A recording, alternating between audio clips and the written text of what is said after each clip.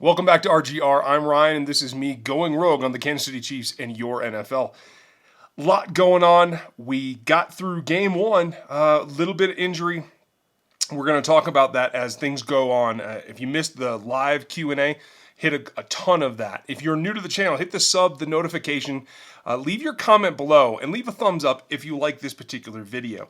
I'm going to talk specifically today in the film room. I've been looking at the tape for a while, talking about two guys in particular, Sammy Watkins and Juan Thornhill.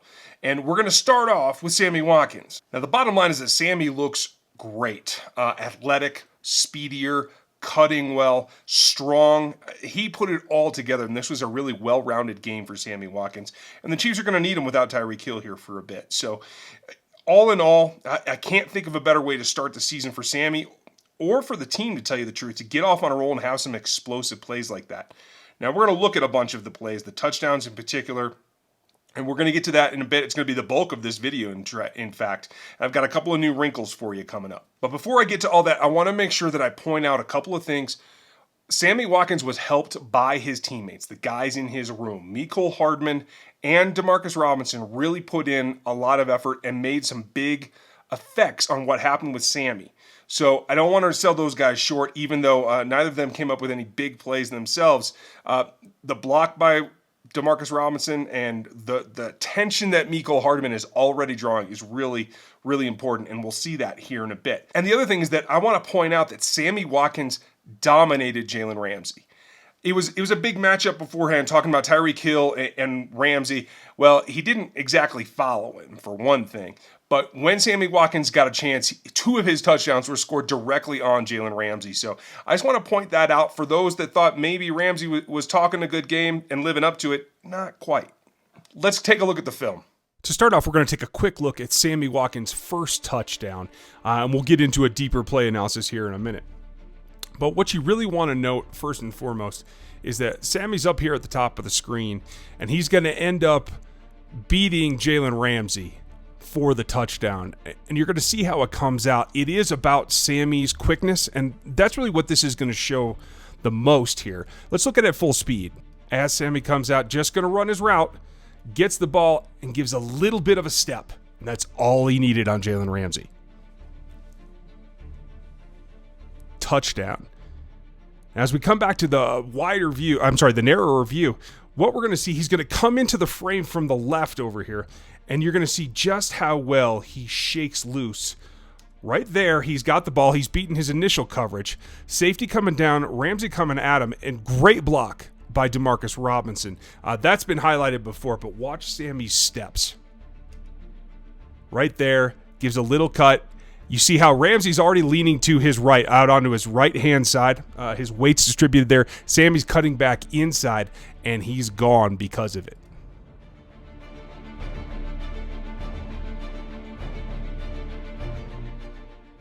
We're going to take a look here at the third touchdown by Sammy Watkins against the Jacksonville Jaguars.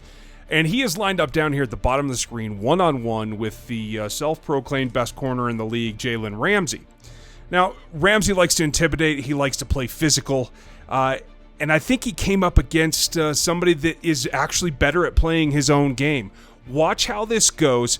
Watkins is going to give him a stutter to the outside, come back inside, and then just separate with strength, a little bit of power. Contact within 5 yards. This is the reason it didn't get called. You might call it a push-off, but a lot of physicality here. Let's have a look at Sammy.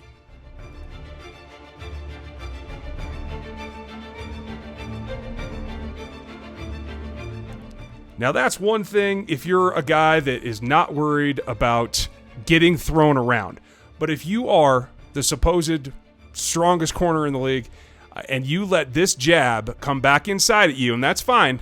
But again, Sammy dips down, nearly has a knee on the ground. He's gathering so much power, and just moves Ramsey out of the way, able to cut right back and catch this ball. Ramsey's discombobulated, led to a frustrating day for the Jaguars. So here we're going to look at Sammy Watkins' second touchdown. And this is the one that really emphasized just what scheme can do. What we're going to see is that the outside receivers are both going to run little post corners so that they can pull the defense down towards the bottom of the screen.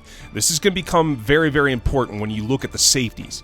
The Jaguars are back here in a split safety look. They should have half of the field each, unless they're doing something that just doesn't show up on film. What you're going to see from that is that motion is going to help Sammy Watkins get open and honestly make what was a good play into a great play.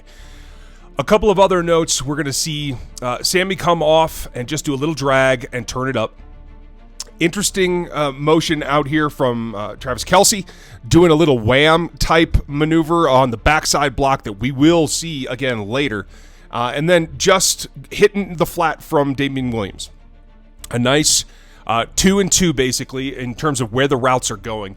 And it shows you the play design, because what we're going to see is in the middle here, you're going to see that linebacker Myles Jack, who ended up having a bad day, and this is a big part of it. This is obviously well before the ejection. Just going to be frustrated, not going to get a very good jam on Watkins, is going to let him almost free release. And unfortunately, a bad play by the safety is what's going to determine this play. As we roll forward, what we see is Sammy's just dragging underneath. Now, right here, Jack is trying to get a block on him. Just give him a shove, knock him off of his route, just disrupt the timing so that when Mahomes is ready, the goal here is to hit Sammy right as he hits the numbers. I think that this is probably designed for him. He could be the second read looking at what's going on up here, and I think that was a possible throw as well. But what will change that is what happens next when Jack doesn't get a very good hit, just a little bit on Sammy, just enough to knock him off, not even half a step. And what you're seeing here is as the downward breaking routes on this view, both these receivers moving downward, it's making this safety bite. Now, maybe this was planned to be a robber under kind of thing, but you watch the back safety as it goes forward. He's diving down, protecting this half of the field. This safety would be expected to cover this part, and that's where this play goes terribly wrong for this team. And as we roll forward, you see this safety continues to get depth and come down to the bottom. This safety is biting up hard on the crossing route in front of him, even when there's already a defender trailing him.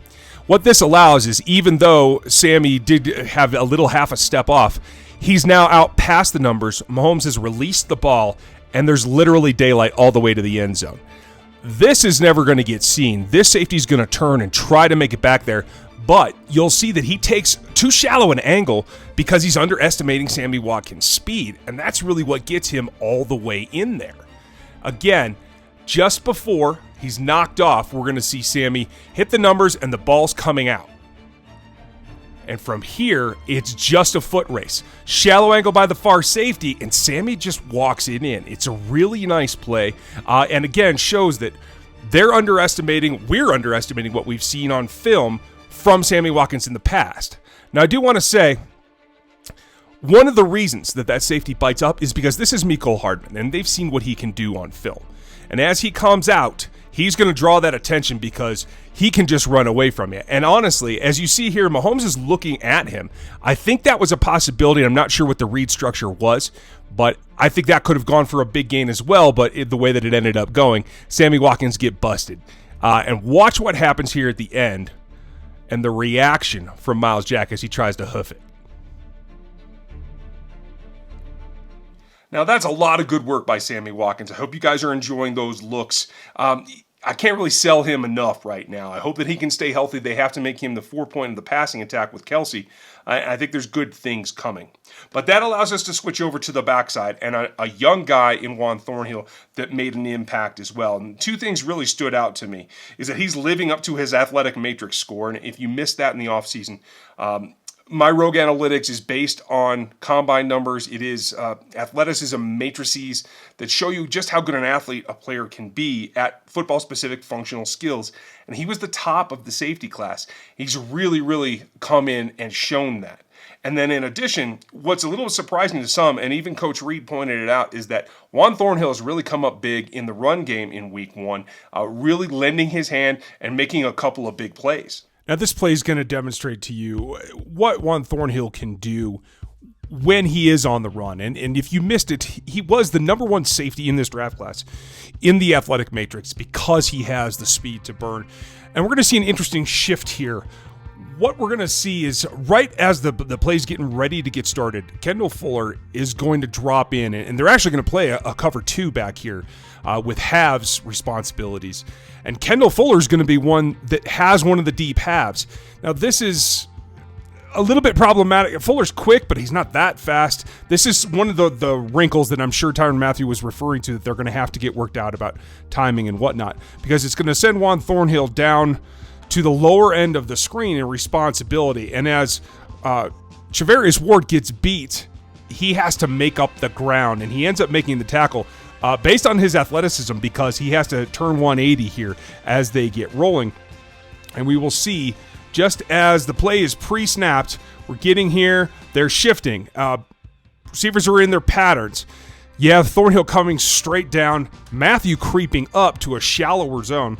You see at the top, a zone turn, and you have Kendall Fuller with his eyes on the receiver that he was lined up over the top of. And as the play progresses, Thornhill gets real deep, all the way over the hash, and realizes the ball's in the air and there's an open receiver. Now, Fuller's trying to get there, but it's Thornhill that's going to put on the afterburners and come and make this play. Unfortunately, I don't think he felt he had to. As we go back and look at it again, you're going to see that he doesn't immediately go. He takes a couple of steps when he realizes the ball's in the air and feels like Fuller's in good position. And then he has to really turn it on. And you see that acceleration in the open field. Right about here, he's okay. And then, I got to go. That's where he comes and picks it up. So this is what Juan Thornhill can do. When he gets better at recognition, it's going to help. We're going to take it Juan Thornhill in run support here, and going to get a little bit of disguise here, a little shifting from the Chiefs' defense as we go along and take a look at this. Thornhill lined up here at the back in what looks like to be a single high. He's going to shift down and really be ready to pay attention to what's going on in the backfield. And as the wide receiver is going to go in motion, you're going to see he and Tyrann Mathieu switch roles, and that's the basic start. And as things get going, what we see, creeping, the motion sets him, and Thornhill's eyes are on that receiver the entire time. And as soon as he sees it, he starts to take off. This is jet sweep. It's still, 4 yards behind the line of scrimmage, and Thornhill's already on a downhill beat. Now, Chris Jones knows where this play is going, and he's going to get lost. Thornhill's going to beat him to the punch, and he's just got a long way to go. It's like 13 yards overall downhill to get there, but he does it. And as he comes down, wraps up, he did get penalized for dipping his head on this one, but he made the play. At the end of the day, it's about the angle that he takes and the fact that I don't even think he's running at full speed from what I saw on film in college. We see it again in full time. Watch how he creeps up, eyes on that receiver, and then when he recognizes, he takes off. This was pretty instinctual, and this is what you can expect from him coming downhill. Really nice to see so early. Now, that said, Juan Thornhill's got a couple of things to work on, as does Tyrann Mathieu. He said it himself, as does the whole defense. So, all in all, I think it was a positive start, and the film shows that. And I feel like they're able to take a step forward. I'm looking forward to that quite a bit. I want to know what you guys think, so leave your comments below. Tell me who you're looking at or what you think of these plays as you've seen them here. I really appreciate your time and your comments, and if you do, make sure you get subbed and hit that notification. I'll be back on Friday with the game plan for the Oakland Raiders. I hope you guys are ready for that. It's going to be fun. Make sure you check these videos, and I'll check you next time.